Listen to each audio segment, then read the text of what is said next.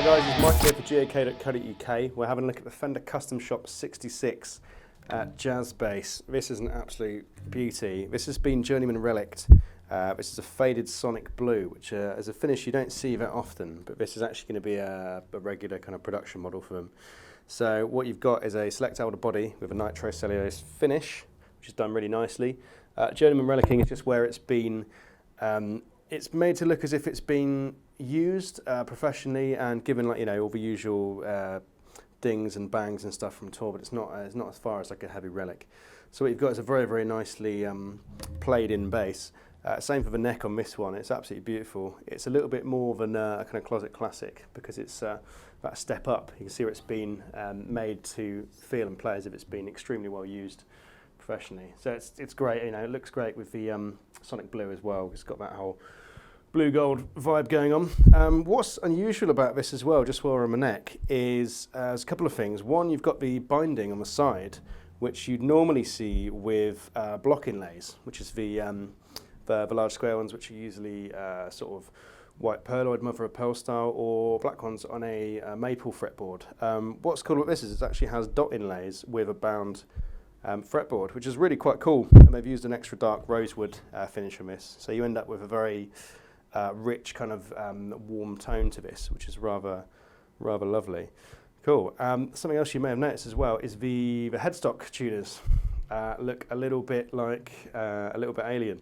So these are based off of the transitional tuners, which was in the sort of Fender, like sort of pre-CBS going into that era. So before the sort of more recognisable kind of clover shape came in. You can see on the back of these as well, they've got an entirely different sort of vibe to them. So they seem a bit far out, but that is a period-specific feature, which is quite cool. As with other custom shops, they have been lightly relict, but it doesn't affect the functionality of them at all, even though you've got, you know, it's made to look like it's sort of rusted and being left out. The intonation and tuning ability of them is bang on. Yeah, it's a great bass. As with a few of them, they've gone for a matching headstock, so you've got faded sonic blue on the headstock as well, which is a really cool kind of part of the era. There was a lot of surf rock going on. It was all sort of, you know, kind of matching instrument Beach Boy kind of vibe. But it's a beautiful bass. It's really worth having a check out. Really quick one, because this is similar to a couple of other custom shops. You've got the double chrome plates, which are just sort of era specific. They don't have to be completely fixed on. You can remove them if you're not into playing with them on, but they do add a really cool vintage vibe. Underneath those, these are actually the hand-wired pickups. You can see the full spec of this on our site on GAK.co.uk. So these give you a lot of punch. They sound incredible. They're really quite a beauty to hear. And then you've got your standard jazz controls of volume for the neck pickup, volume for bridge pickup, and then a master tone, which the bright end on this is fantastic. You've got a little rest here, which you'd sometimes associate with having as like a thumb rest. This was actually from the era. This is based on a 66. Again, that sort of surf rock sort of vibe. People used to use it to actually anchor their bottom finger or bottom two fingers, just to have that kind